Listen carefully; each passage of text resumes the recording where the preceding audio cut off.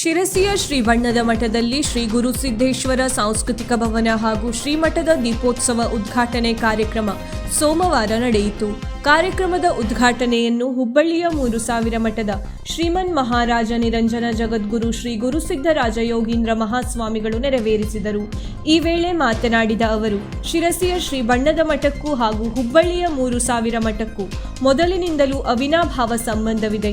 ಇಂತಹ ದೊಡ್ಡ ಪ್ರಮಾಣದ ಸಾಂಸ್ಕೃತಿಕ ಭವನ ನಿರ್ಮಾಣ ಮಾಡಲು ಒಬ್ಬ ಒಳ್ಳೆಯ ವ್ಯವಸ್ಥಾಪಕರಿದ್ದಾಗ ಮಾತ್ರ ಸಾಧ್ಯವಾಗುತ್ತದೆ. ಈ ಒಂದು ಮಹತ್ವಾಕಾಂಕ್ಷೆಯ ದೃಢ ನಿರ್ಧಾರವನ್ನು ಕೈಗೆತ್ತಿಕೊಂಡು ಅದನ್ನು ಛಲಬಿಡದೆ ರಚನಾತ್ಮಕವಾಗಿ ಸಾಧಿಸಿ ತೋರಿಸಿಕೊಟ್ಟ ಕೀರ್ತಿ ಶ್ರೀ ಬಣ್ಣದ ಮಠದ ವ್ಯವಸ್ಥಾಪಕರಾದ ಎಸ್.ಬಿ. ಹಿರೇಮಠ್ ಅವರಿಗೆ ಸಲ್ಲುತ್ತದೆ ಮತ್ತು ದೇಶದ ಎಲ್ಲಾ ಮಠಗಳಲ್ಲಿ ಇವರಂತಹ ವ್ಯವಸ್ಥಾಪಕರು ಇದ್ದಾಗ ಮಾತ್ರ ಅಂತಹ ಮಠಗಳು ಆರ್ಥಿಕವಾಗಿ, ಸಾಮಾಜಿಕವಾಗಿ, ಶೈಕ್ಷಣಿಕವಾಗಿ ಬೆಳೆಯಲು ಸಾಧ್ಯ ಎಂದರು. ಶ್ರೀಮನ್ ಮಹಾರಾಜ ನಿರಂಜನ ಜಗದ್ಗುರು ಫಕೀರ ದಿಂಗಾಲೇಶ್ವರ ಸ್ವಾಮಿಗಳು ಸಂಸ್ಥಾನ ಮಠ ಶಿರಹಟ್ಟಿ ಮಾತನಾಡಿ, ಎಸ್.ಬಿ. ಹಿರೇಮಠ್ ಅವರು ಈ ಮಠದ ವ್ಯವಸ್ಥಾಪಕರಾಗಿದ್ದಾಗ ತಿಂಗಳಿಗೆ 300 ರೂಪಾಯಿ ಆದಾಯವಿರುತ್ತಿರಲಿಲ್ಲ.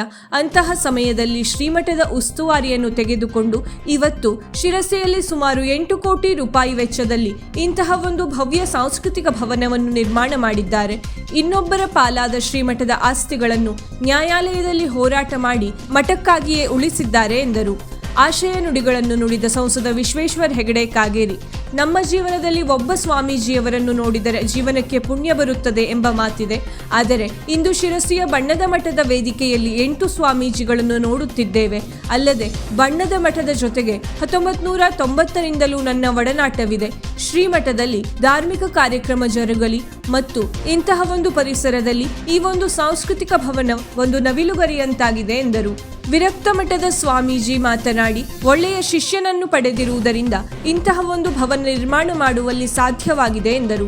ಈ ಸಂದರ್ಭದಲ್ಲಿ ಅನೇಕ ಮಠದ ಜಗದ್ಗುರುಗಳು, ವೀರಶೈವ ಲಿಂಗಾಯತ ಸಮಾಜದ ಮುಖಂಡರು, ನಗರ ಯೋಜನಾ ಪ್ರಾಧಿಕಾರದ ಅಧ್ಯಕ್ಷರಾದ ಜಗದೀಶ್ ಗೌಡ, ವೀರಶೈವ ಲಿಂಗಾಯತ ಸಮಾಜ ಬಾಂಧವರು ಮತ್ತು ಸಾರ್ವಜನಿಕರು ಉಪಸ್ಥಿತರಿದ್ದರು. ವೇದಿಕೆಯಲ್ಲಿ ಎಸ್.ಬಿ. ಹಿರೇಮಠ್ ಅವರನ್ನು ಪೂಜ್ಯ ಮಹಾಸ್ವಾಮಿಗಳು ಸನ್ಮಾನಿಸಿ ಗೌರವಿಸಿದರು. ಈ ಮಠ ಇಷ್ಟೆಲ್ಲ ಆಗಬೇಕಾದ್ರೆ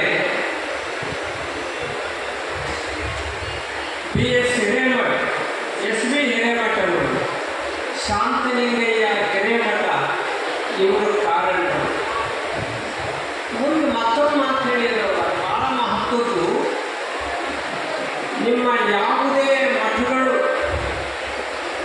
ಸರಿಯಾಗಿ ಜೀರ್ಣೋದ್ಧಾರ ಆಗಬೇಕಾದ್ರೆ, ಅಭಿವೃದ್ಧಿ ಆಗಬೇಕಾದ್ರೆ ಎಂಥ ವ್ಯವಸ್ಥಾಪಕರು ಇರಬೇಕು ಅಂತಂದರೆ ಶಾಂತಲಿಂಗಯ್ಯ ಹಿರೇಮಠಂಥ ವ್ಯವಸ್ಥಾಪಕರು ನಿಮ್ಮ ಮಠಗಳಿಗೂ ಬೇಕು ಅಂತ ಹೇಳಿ ನಮಗೆ ಬಹಳ ಖುಷಿಯಾಯಿತು. ಯಾಕೆಂದರೆ